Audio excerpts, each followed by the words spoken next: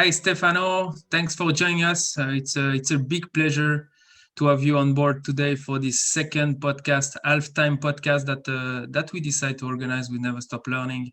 As I said last time with Vasily Tsaruka, the goal of this podcast is to get to know better the people involved in basketball, not only referee. It will be the case tonight with a ex-referee, very famous referee. If I told you about 92 Barcelona, Olympic Games, World Championship, Italian Hall of Fame. This is something that we will speak about it today with Stefano Cazzaro. Stefano, thank you very much for being with us today. It's a really big pleasure, as I said, to have you with us. Thank you, Sebastian. Thank you to invite me in this broadcast. It's a big honor for me to be with you, to speak a little bit like a coffee break. My English is not so fluent, but I hope to be able to maintain your conversation. Okay. Yeah, no worry about this. We are cool. We are together, as you said. The goal of this podcast is not to stress, is to speak about you. And the English, it's basketball English. So for sure, we will enjoy this little time together. And the first question, are you ready to start? Yes, I'm ready. Go. Okay, so let's go.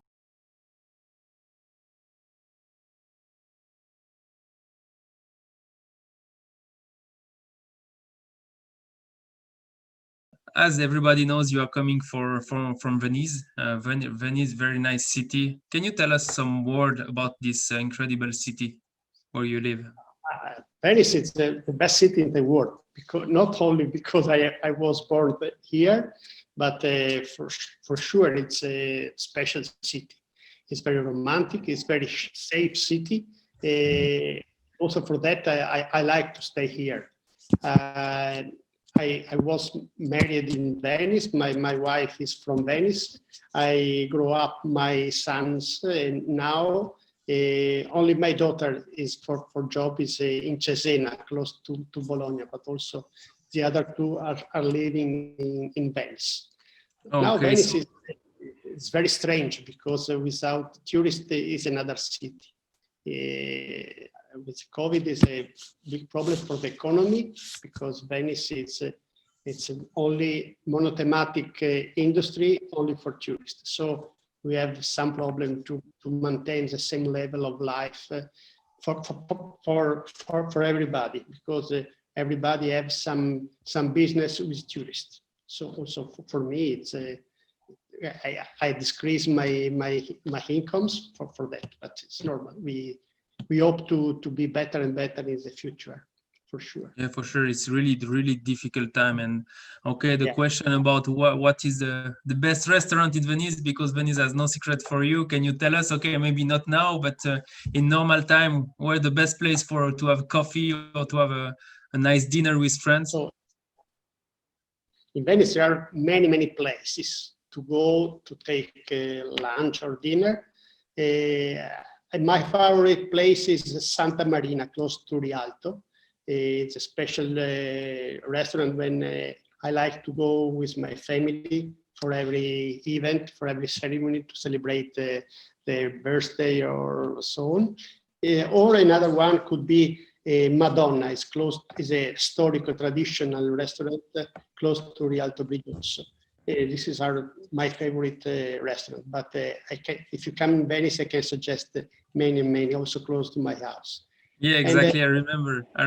Very nice restaurant close to your house.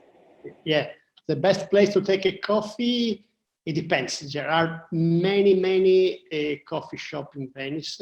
It depends. If you want to take like a shot, we are used to take a shot of coffee. We have many places. If you want to sit, the best place is in San Marco Square, of course, but you pay more, but you pay also the place, you pay the music, but no other living room are like San Marco Square, for sure. I remember so many times I went there, but what about you? Do you prefer more gelato or tiramisu? Both of them. Both. Okay. I like the tiramisu, but also I like ice cream. My favorite ice cream is pistachio and nocciola. you can find in a lot of ice cream shop, artisan. I suggest artisan factory, or I like also Grom Group. Is very good quality of ice cream. Okay, nice. Sounds very good. Yeah. And about the food, your favorite meal? Are you a good cooker even, or you prefer to go to the restaurant? I am a very bad cooker. My wife is a very good cooker. I am able also to survive, to take 2 eggs or to cook a steak, but I am not a good cooker. I am able to take a pasta. I like pasta, of course. I prefer better pasta than pizza, because pizza is better to eat in close to Naples, in that places. You can find also good pizzeria in Venice, but it's not the same. You can eat like good pizza, but I suggest to go close to Naples to eat a very good pizza, because you have special tomato, special cheese, also special pasta for pizza. So for me, Wow. better pasta, for sure. Okay, and we don't cut the pasta in Italy. This is something really important, huh? Yes, but I eat pasta only in Italy. Yes. I don't Yeah, eat pasta abroad, never. Only in Italy. We have sometimes the problem with the colleagues, huh? Pasta carbonara for sure, but and I like also risotto. For me, risotto is the best plate for me. Risotto di pesce, food risotto, fish risotto. Yes. Well, very tasty, very tasty. I hope not everybody by listening us are not too hungry now. To come back to basketball, you are from a basketball family. Your mother was actually a champion in basketball. Is it correct? Yes. My mother won the title with the Real Venezia in 1946. It was in the team. It was a big result, because it's just after the war. Maybe also if they play during the war, you can win more titles. And now Venice is a good level. It's the first in the championship now. Real Venezia is first. It's before Schio, it's before Bologna, so you have a good chance to win. My mother was a big support for me. She died 3 years ago, but he was my first support, my first fan for my career. Also, my father was the same. My father died before, and it's 16 years ago. But it was also it was not a player, but it was a manager of the basketball team. So for me, it was easy to come to basketball. I started very, very young. It was not yet mini basket in my period, but I started 7-8 years old to play basketball with a different equipment. Like now we have I can imagine. Huh? Terrible. We can play outside, not indoor, outside, yes. Close to the church, because our free time was spent all in Patronato. It's like where we are in close to the church, because we live close to the parroquia with the same age people. We are start from the 3 in the afternoon until 7 to play 3 against 3, 4 against 4, all the sport, basketball for sure, but also football, ping pong, everything. It wasn't my family was not any afraid about me, no worried about me, because we are sure we are in Patronato, close to the. Yeah, it's good. It's all about sport and with friends and so on. For sure, it was excellent time in this very nice city. And I start to play also in Real Venezia. After that, I go to the smaller club when I become also to be a teacher, to be instructor of mini basket.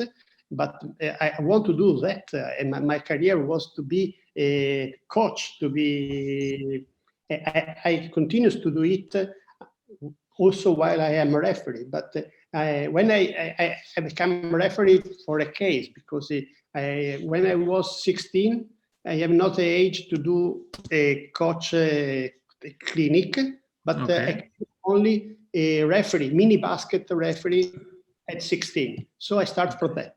After that, nice. I step by step start and so on, and arrive in a few years in the top level, Serie A. From my first game was in 1970. No, now it's more than 50 years. I call my first game. After 12 years, I arrived in the top level, Serie A. After 4 years, I was nominated also to go to the FIBA clinic. In my time was in 2-step, also in your time maybe. But yes, the first clinic was in Pola, in Croatia now, in ex-Yugoslavia. With me was a big number of referees. Also, many of that had a big career like me. For instance, Carl Jungerbrand, Miguel Betancourt, Carlos Mijan, and so on. So many big names. I remember Pasteris was in the staff for the to select the referee. I remember it was the first time I meet Bernard Pasteris. Speaking Italian also. Huh? Yes, it also was. Yes, very good Italian, very good Italian. It was my first. I have a big. For me, I was very, very proud to be international. Also, because for me, it was very important for my career to increase my quality, to increase my skills. Because if you stay only in your national championship, you may be one of the best for sure, but you can increase your quality and your knowledge if you go away, for sure. Yeah, for sure. You can know other place, other country, other people. For me, it was very, very important. For me, also if it was very difficult for me to balance my job.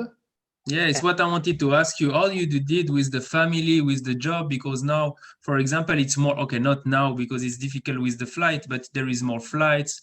It's easy to speak with the family, with the FaceTime, with the Zoom and so on. So how did you do it with the job and your family?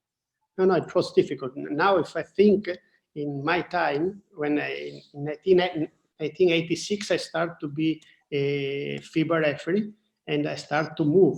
It was also in the bank. The bank is not easy to have holiday when you want. So I had only 20 years free to select.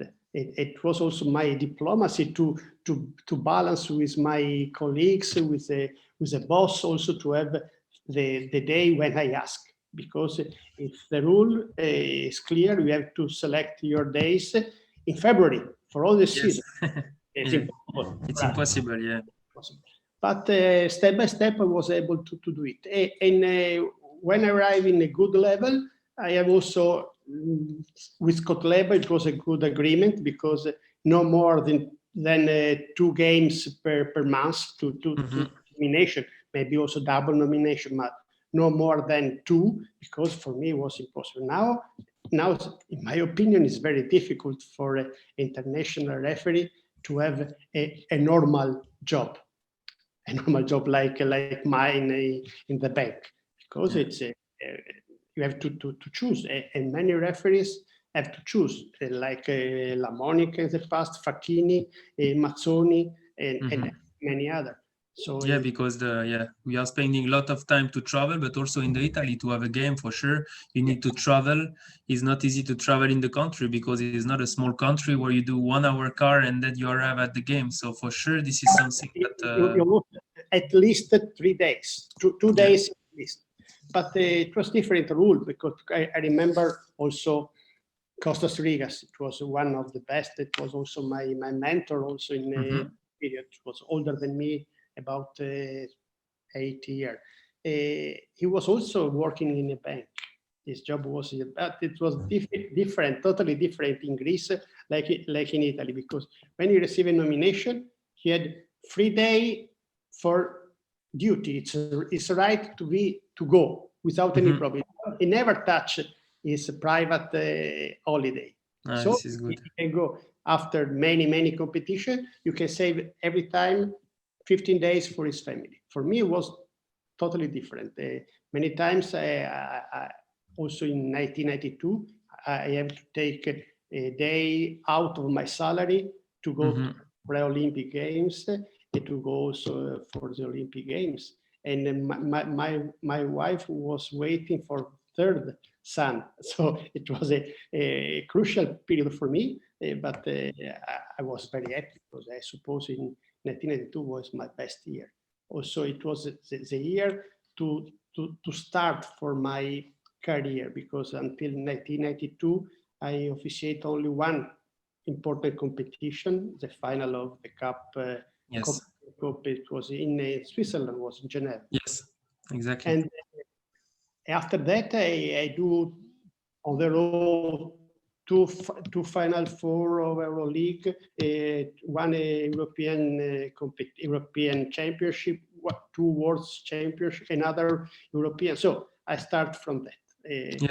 But usually the Olympic Games is a final of the career. Yes. For me, it was a start of my career. Yes, but it's a good start. So the 1992 is for basketball also in some countries it's the start that to know better that there is huge stars, the dream team and so on. You officiated this dream team. Can you tell us more words about how it was this game at the Olympic Games in Barcelona?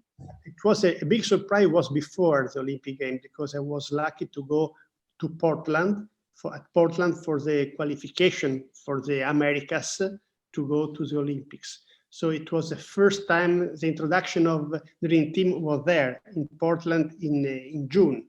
I was there with Costas Rigas, Alan Richardson from Europe, all the other American, also NBA referee. I know there, Nick Bavetta, and he was also in the Olympic Games. Pucho Figueroa from Puerto Rico, and also Rick Steves from Canada. Big names also for the Olympics, for the next Olympics in 1992. It was a surprise for me to go to the Olympics because in my mind, Paolo Zanon, it was a big friend of mine. It was also my best teacher. Also, it introduced me. My first game in Serie A was with Paolo. In my opinion, Paolo was to be selected to go to the Olympics, but I don't know why. It was a big surprise. Also, changed the management in FIBA. They want to a new name, new face. I was there. For me, it was a big success to be in Barcelona, and also to officiate Dream Team 2 times in Portland and 1 time against the home team against Spain. It was a big success for me with Misha Grigoriev from Russia. I officiate there. Do you see? I send you a score sheet of the game. Yeah, exactly. Yeah. It was a big name. First time you have 12 NBA players in the same team. At that time, we have not like now all the video clip, the highlights of NBA. You can see video tapes. Sometimes you have, you can see, but the name of Magic Johnson, Larry Bird was like a star, like an idol.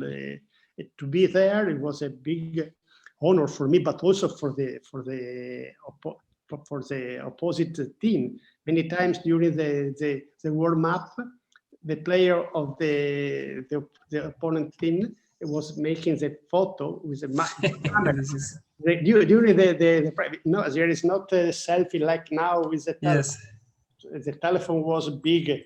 It's important. You can use telephone. I remember when you have to call at home, I use the coins with the telephone and so on.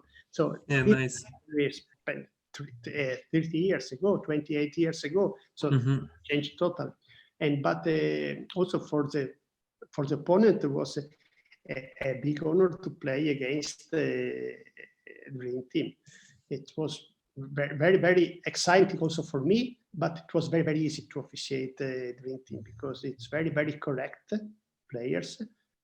Only one was exception, it's Charles Barkley, because it was like I wanted to contest everything, but it was the rule of the team. It's normal for him to be there, but it was very, very, very nice to be in that world. Also because to be in the Olympics, to be in Badalona, to go, we have the free pass, of course, to go to the gym.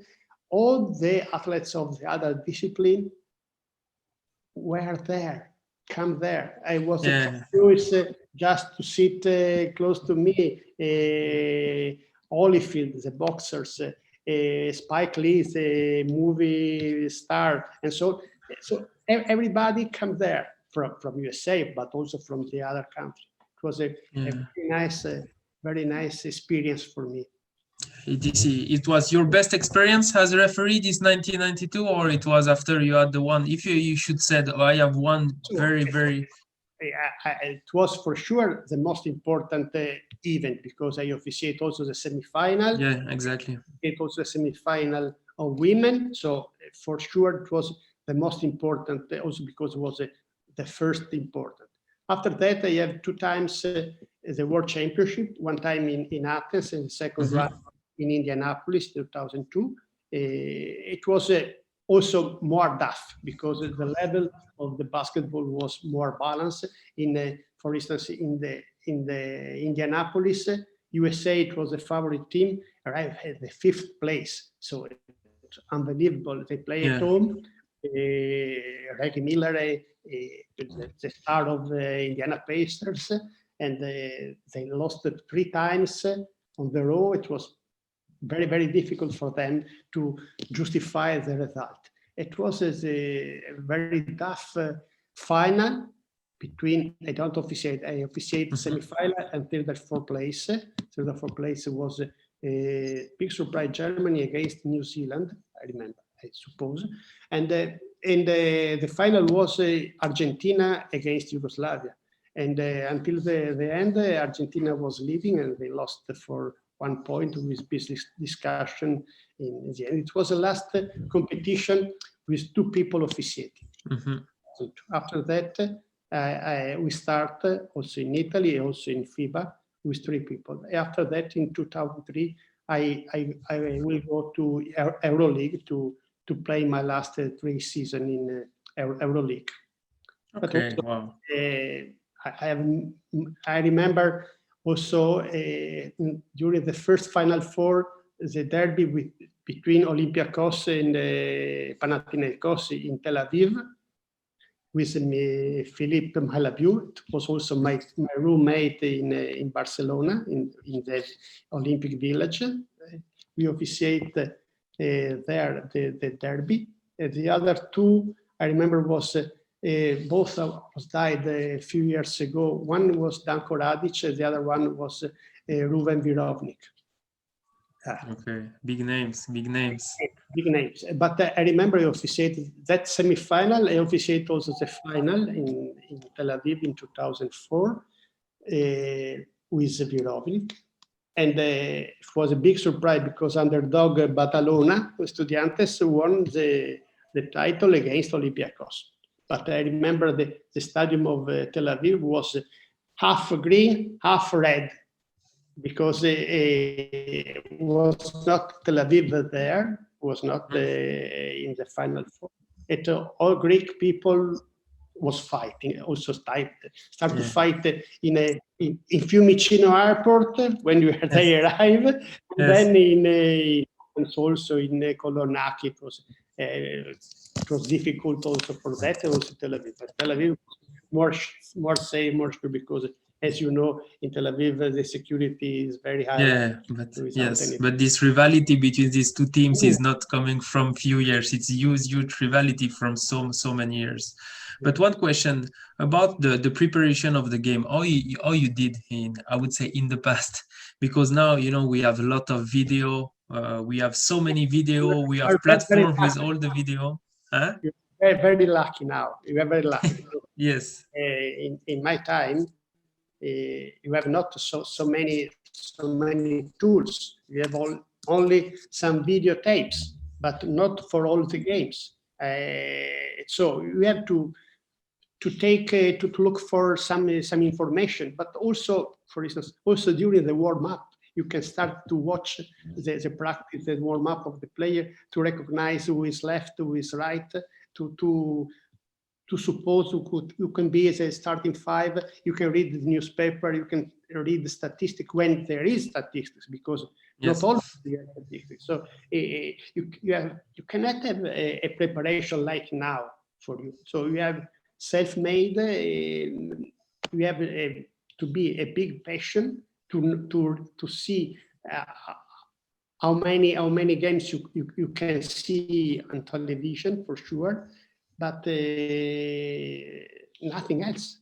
You can take information from the other referee. You can take information from the other friend, coaches, and so on. But sometimes you have to react at the moment.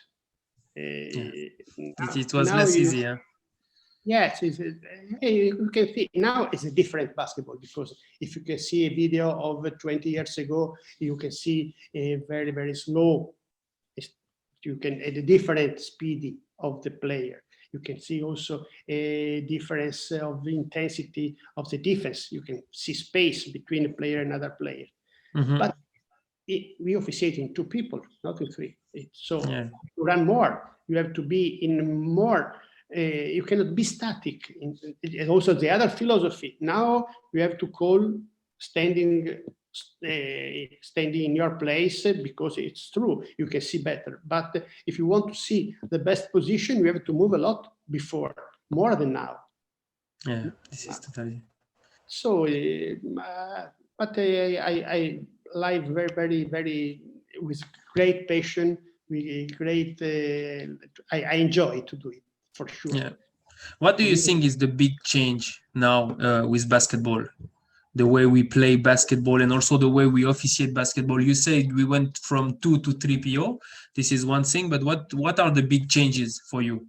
For sure, the change of the mechanics of the referee was to change from 2 to 3, and now change also the mechanics from the beginning, from 3, and now the new mechanics is very close to NBA mechanics. So a big difference. But also change a lot the player on the court, because now you have about 50% of the shot it was from the perimeter, from 3 points. So you have a wide part of the court is you have to check the player. Before 50%, no more, you call in the middle of the area, in the restricted area. The more the contact was there. Now we have about 50-50. So you have 50% on the 3 points, landing foul, and so on, and 50% inside, low post position, rebounds, and so on. So it's changing. It's changed a lot, but also the speedy and the intensity. The intensity, the body of the players to increase. It's very more strong. If you see some picture, I sent you a picture in the Olympic Games. I see my physique was very, very thin, and behind me was Tony Kukoc from Croatia. It was the year before to go to NBA. It was very, very thin. It was 50 kilos less than 3 years later. So if you can imagine, it's a different mentality. Now we have a big athlete to play in basketball very, very, very fast. In the past, we have also some excellent athletes, some excellent players. I can say you about the unbelievable player like Sabonis, Marciulonis, or from Greece, Nikos Galis. Unbelievable. It was a normal size but unbelievable for a very good shooter, able to stay in the air a lot of time.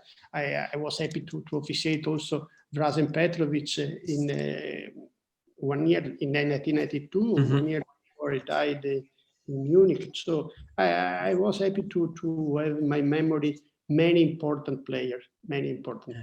I love to hear it, and I think many people will love to hear all this experience and so on, because this is great. This is great. All these years, all these competitions, and we feel the love of basketball, and that you remember all these names, all what happened and so on. This is really something that I love that you are able to share with us. And about the referees now, young referees, you are still following a lot of basketball for sure.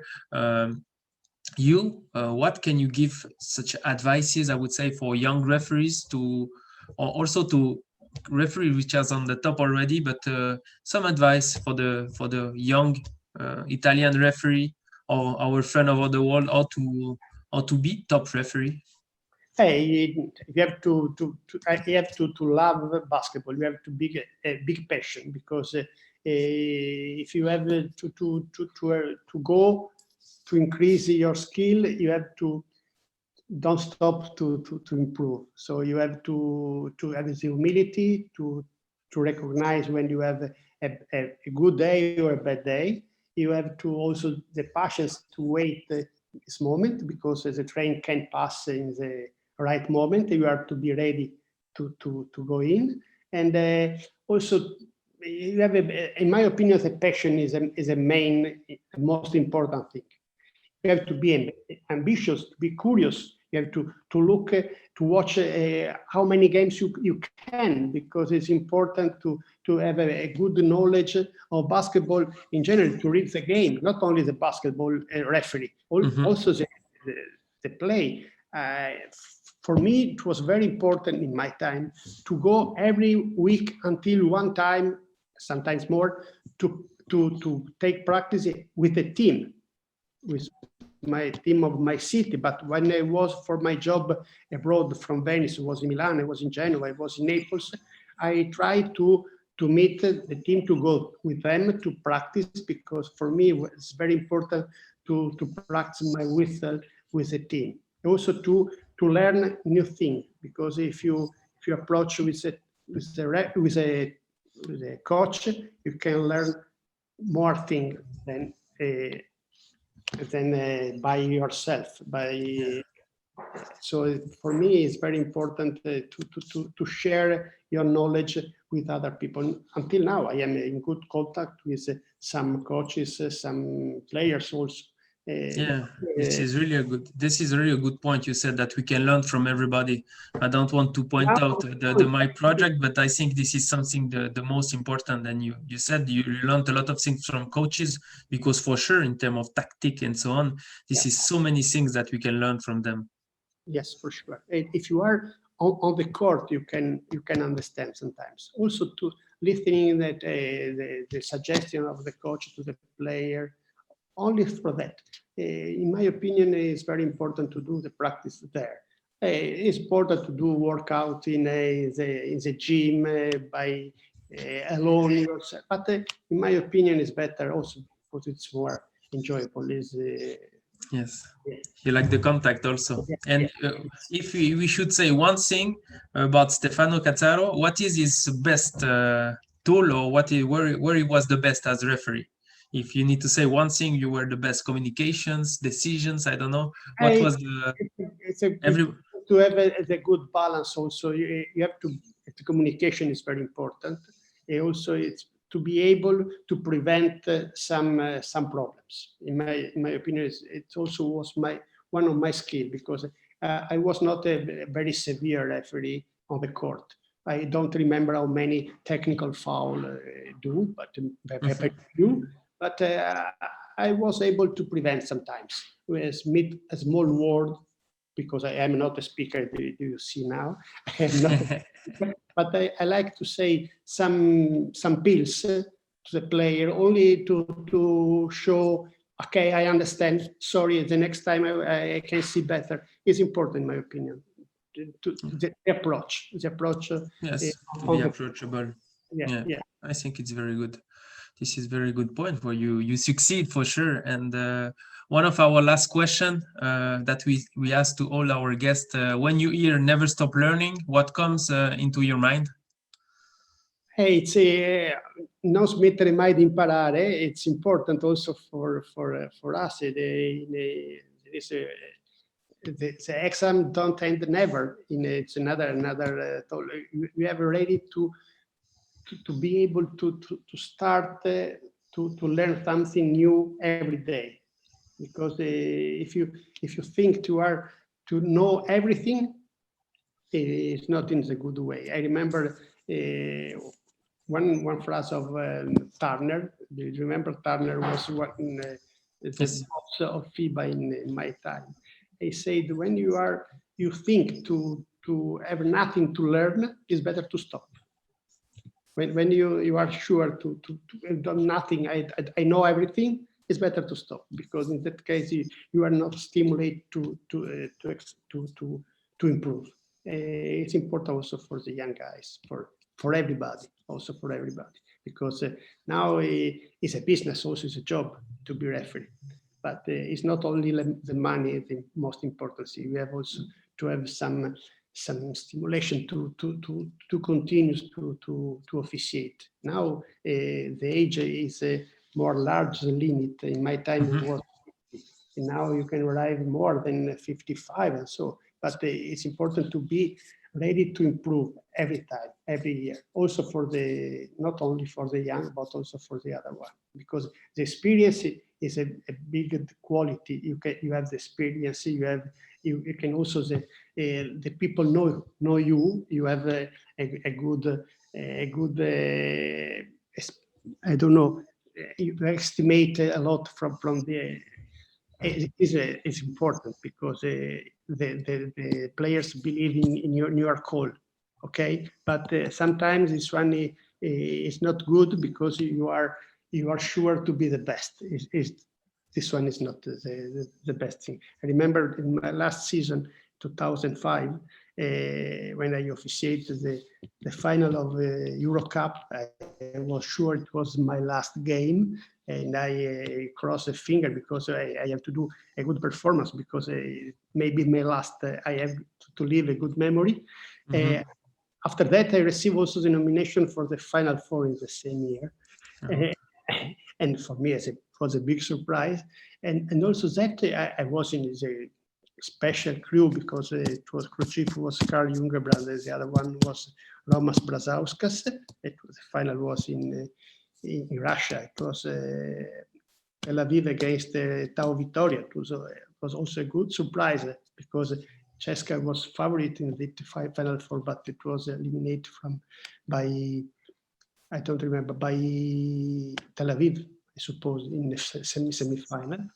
That it's important to be very concentrated, to leave also a good memory for your performance, because it could be the last one. For me, it was very important to leave my career on the top, to stop on the top. And I think you were happy about this, huh? Yeah, yes, for sure, because I don't know if I have the opportunity to continue. Maybe I like to continue because I was in good shape in the time. But mentality was not the same. You can see I am arriving at the top. I have nothing to improve, but it's not true. You have every time something to improve. Also now in my job, because it's different, totally different to be on the court, to be on the desk, to be observer. But you have to improve. You have to continue to improve, because you are not like a god.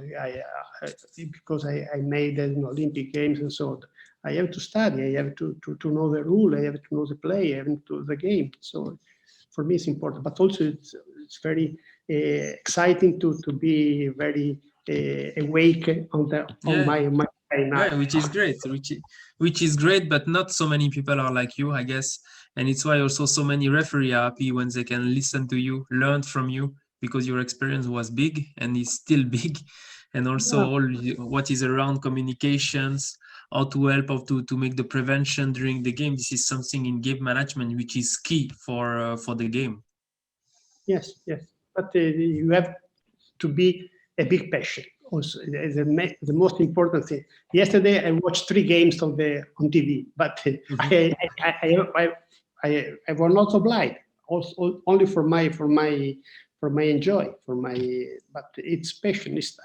I like to do it until now. I am 67, but I like 50 years ago. Yeah, big passion of basketball. Stefano, thank you very much. Thank you very much for your time, for your words, to speak so open about your career. Thanks a lot, and I hope very soon I will be able to have a nice espresso in Venice again with you. For sure. And to have maybe dinner close or lunch close to your place, and maybe this time we will come for coffee by you. It was not possible last time because of coronavirus. Okay. And even now it's even more difficult. So thank you very much, and take care. Thank you. Bye.